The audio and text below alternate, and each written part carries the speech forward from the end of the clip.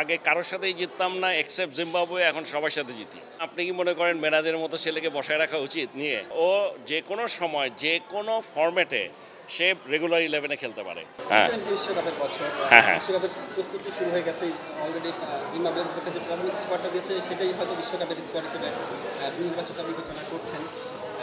মিরাজ এতদিন দলের সঙ্গে ছিল, আসলে হঠাৎ করে বাদ হয়ে যাওয়াটা বিভিন্নজন বিভিন্নভাবে দেখছে। আপনি আগে থেকে জানতেন? আসলে গোপালগঞ্জের প্লেয়ার আমি জানতাম না, বাট এখানটায় বেসিক জিনিসটা হচ্ছে আপনার আসো এই গোপালগঞ্জের থেকে যারা এরা যখন টিমটা সিলেক্ট করে তখন কি করে। আপনি এখানে এখন আপনারা কার কথা বলছেন? 15 জনের কথা শুনে বলছেন হয়তো, খুব সম্ভব। হ্যাঁ, বা 17 জন। এই 17 জনের মধ্যে খেলবে কিন্তু 11 জন। এখন এই 11 জন যখন আপনি ঠিক করেন, আপনাদেরই যদি জিজ্ঞেস করে বলবেন, দেখবেন এখানে বাকিরা খেলবে না, যাচ্ছে। এখন আপনি কি মনে করেন ম্যানেজারের মতো ছেলেকে বসায় রাখা উচিত নিয়ে, না খেলিয়ে? সো আমি বলছি যাদের নাকি খেলার সম্ভাবনা আছে তারা আছে কিনা এটা দেখেন। বেস্ট 11-এ আপনি যদি নিজেরাই সাজাতে চান তাহলে আপনি দেখবেন স্কোয়াড ঠিক আছে। আপনি যদি এখন এক্সট্রা প্লেয়ার কাকে নেওয়া হচ্ছে, এটার মধ্যে যদি মেরাজকে ধরেন, এটা তো দুঃখজনক। এটাকে মেরাজকে ধরা উচিত না। ও যে কোনো সময় যে কোনো ফরম্যাটে সে রেগুলার 11-এ খেলতে পারে, কিন্তু ওটা করতে গিয়ে এই মুহূর্তে টিম কম্বিনেশন হয়তো আসে নাই, but he will be always ready থাকবে, যখনই যদি আমাদের দরকার হয় সে যাতে ওখানে গিয়ে জয়েন করতে পারে। আর তাছাড়া আরেকটা কথা, যেই পরিমাণ খেলা ক্রিকেটে এখন সারা বছর ধরে, এইটা কারো পক্ষেই সব খেলা সম্ভব না। এই আমাদের ওডিআই, টি20 অ্যান্ড টেস্ট যেই পরিমাণ খেলা, আমরা আগে বছরে যেখানে খেলতাম 2টো কি 3টা সিরিজ, এখন আমাদের 15 থেকে 16টা খেলতে হচ্ছে।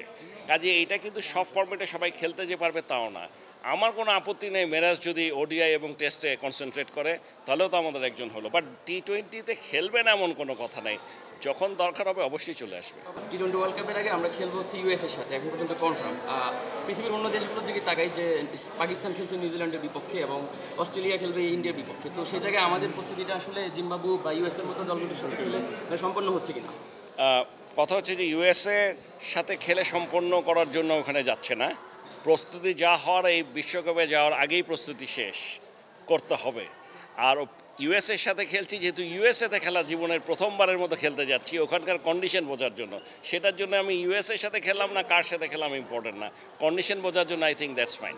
আইসিসির যতগুলো ইভেন্ট আছে প্রত্যেকটাই হচ্ছে, আমি বলছি বায়োল্যাটারাল সিরিজগুলো আইসিসির করে দেওয়া। প্রত্যেকটা দেশ, ইংল্যান্ড, আপনার এই বছরের কথাই চিন্তা করেন, এই বছরে আমরা ইংল্যান্ড, আমরা ইন্ডিয়া, আমরা জিম্বাবুয়ে, আয়ারল্যান্ড, এদের সাথে আমরা সিরিজ জিতলাম। ইটস নট যে আমরা একটা ম্যাচ জিতে গেলাম, সিরিজ জিতলাম।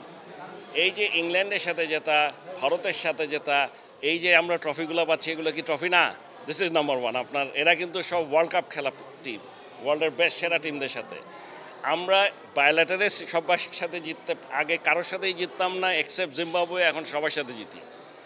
আমরা জীবনে তারপরে কথা আসলো যে আমরা কোনো টুর্নামেন্ট একাধিক, মানে আমি বলছি ট্রাই নেশন, 2টোর বেশি কোনো টুর্নামেন্ট জিতে, সেটাও আমরা জিতে এসেছি। আমরা 2বার জিতে এসেছি অলরেডি সেই সিরিজ। আমরা ওয়েস্ট ইন্ডিজে গিয়ে ট্রাই নেশন খেলে চ্যাম্পিয়ন হয়ে চলে এসেছি। আমরা এশিয়া কাপে ইন্টারন্যাশনাল টুর্নামেন্ট ফেলবেন না আপনি, এশিয়া কাপ চ্যাম্পিয়ন হয়েছে আমাদের আন্ডার-19। আমরা এশিয়া কাপে ওয়ার্ল্ড কাপ, মানে আন্ডার-19-এ ওয়ার্ল্ড কাপ চ্যাম্পিয়ন হয়েছে। এইগুলো যদি আপনারা কিছুই চোখে না পড়ে, এটা আমাদের তো কিছু বলার নাই। মানে সবই জাতীয়, আর এরা কি আমাদের অন্য দেশের প্লেয়ার নাকি? মানে এই যে আপনি বলছেন, আক্ষেপ নিয়ে ইস্যুটা না, ইস্যুটা হচ্ছে আমাদের মেয়েরা এশিয়া কাপ চ্যাম্পিয়ন হচ্ছে। ইস্যুটা এখানটা এইটা না। আপনারা যে জিনিসটার কথা বলতে চাচ্ছেন, আপনারা চাচ্ছেন তামিম, সাকিব, মুশফিক, রিয়াদ এরা কিছু পাচ্ছে না কেন? এরা পেয়েছে তো, কিন্তু ওয়ার্ল্ড কাপে পায়নি। তো ওয়ার্ল্ড কাপে নাই পেতে পারে। আপনি জানেন ইংল্যান্ড কত বছর খেলে আর কত বছর পরে ওয়ার্ল্ড কাপ পেয়েছে? একটু হিসাব করেন। সেই তুলনায় তো আমরা কিছুই না। পোটেনশিয়াল আছে, ভালো খেলুক, এটাই চাই। আমরা চাই যে বিশ্বের সর্বোচ্চ লেভেলে তারা পার্টিসিপেট করুক এবং ভালো খেলুক, এটাই হলো সবচেয়ে বড় কথা। সেদিক দিয়ে আমি বলবো ক্রিকেট ইজ সাকসেসফুল।